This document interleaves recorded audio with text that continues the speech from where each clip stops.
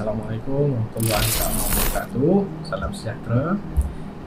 Nama saya Muhammad Salim bin Muhammad Ali dan saya merupakan seorang ahli filateli. Ahli filateli ini juga bermaksud seorang pengumpul stem dan juga seorang pengumpul bahan-bahan yang berkaitan dengan pos.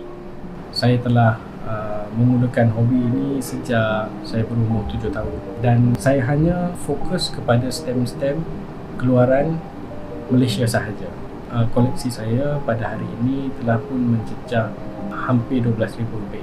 So ini adalah beberapa kaedah-kaedah yang boleh digunakan untuk menambahkan koleksi stem dengan dengan memiliki buku koleksi stem tahunan.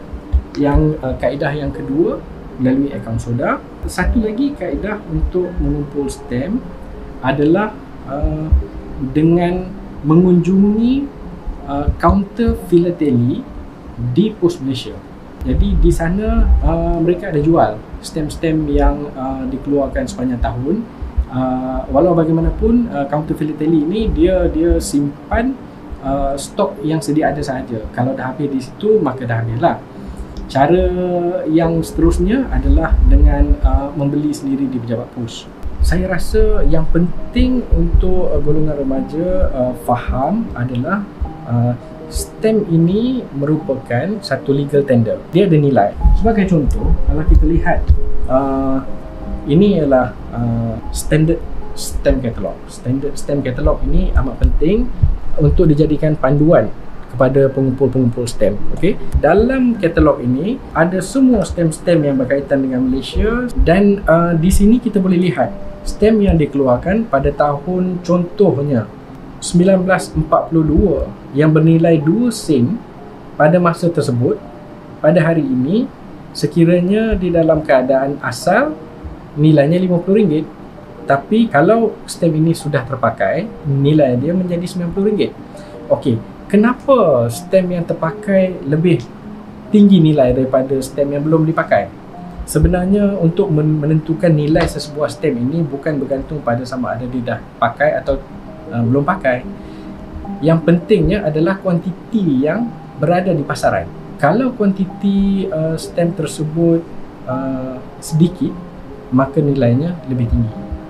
Yang keduanya, terdapat juga usaha-usaha oleh pihak Pos Malaysia untuk menghasilkan stem-stem yang saya lihat baru-baru ni komik Marvel, lepas tu siri Batman. Jadi stem-stem ini cuba diabadikan dalam komik-komik tersebut supaya golongan muda ni dia ada timbul minat untuk mengumpul stem. Tapi lebih penting daripada itu, saya rasa perkara ini boleh juga ditekankan semasa kita di sekolah lagi.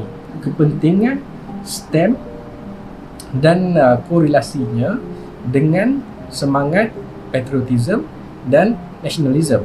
Sebab bila kita lihat stem-stem ni dia melambangkan sesuatu event yang telah berlaku di negara kita yang boleh dianggap penting. Contohnya stem-stem mengenai Proton Saga telah dikeluarkan pada tahun 1985. So kereta-kereta ini telah diabadikan dalam bentuk stem. Dan juga Jambatan Pulau Pinang, Kereta Api Tanah Melayu, kemudiannya Tahun Melawat Malaysia dan sebagainya. Dan juga untuk golongan muda ada juga kenderaan buatan siri Malaysia dalam bentuk motosikal dan sebagainya. Apabila kita menjadi juara Piala Thomas pada tahun 1992, ini semua menjadi lambang kemegahan negara. Jadi apabila kita kumpul stem-stem ni, ianya secara tidak langsung mendekatkan diri kita dengan negara kita.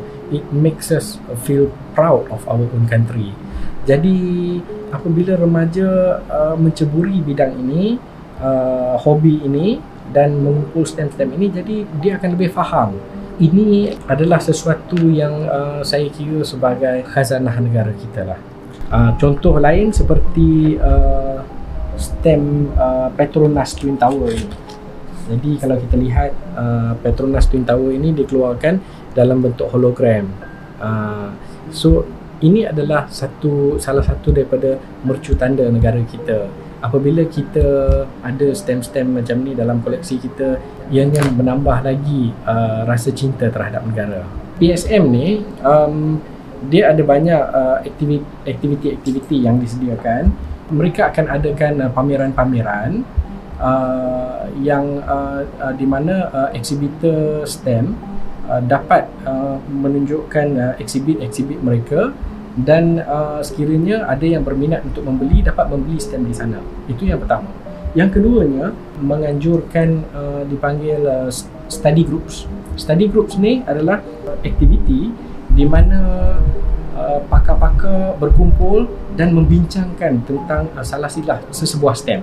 Sebagai contoh, kalau kita lihat di Malaysia ini, STEM telah melalui beberapa fasa, daripada penggunaannya semasa tertubuhnya negeri-negeri Selat, penggunaan STEM ketika kita dijajah oleh British, selepas kemerdekaan, sebelum kemerdekaan, semasa diduduki oleh Jepun dan sebagainya. Setiap fasa yang telah dilalui oleh STEM-STEM negara kita ni, ada yang membuat kajian khusus tentang asal-usul, salah sila, penggunaan STEM dan sebagainya. Contohnya lah STEM Sungai Ujong. Kita tak ada negeri yang nama Sungai Ujong, tapi kalau dari segi penghasilan STEM, ada STEM Sungai Ujong. Sungai Ujong ini terhasil STEM-STEM ini kerana Sungai Ujong pada tahun 1892, 1893 dan sebagainya, Sungai Ujong merupakan satu pusat tempat perdagangan yang agak penting. Jadi sempena dengan kepentingan Sungai Ujong sebagai pusat perdagangan, maka wujudlah STEM-STEM di Sungai Ujong. Begitu juga dengan STEM-STEM Labuan, STEM-STEM North Borneo. So bagi mereka yang berminat untuk mengumpul STEM, saya sarankan untuk turut menjadi ahli Persatuan Filateli Malaysia, kerana banyak benefit atau advantage yang dapat diperolehi sekiranya dapat menyertai Persatuan Filateli Malaysia ini. Banyak yang dapat dipelajari, dan terdapat ramai pengumpul-pengumpul yang dah senior dalam bidang ini yang dapat berkongsi pengalaman mereka, dan juga memberikan bantuan, bimbingan dan tunjuk ajar bagi mereka yang benar-benar mahu mendalami hobi ini.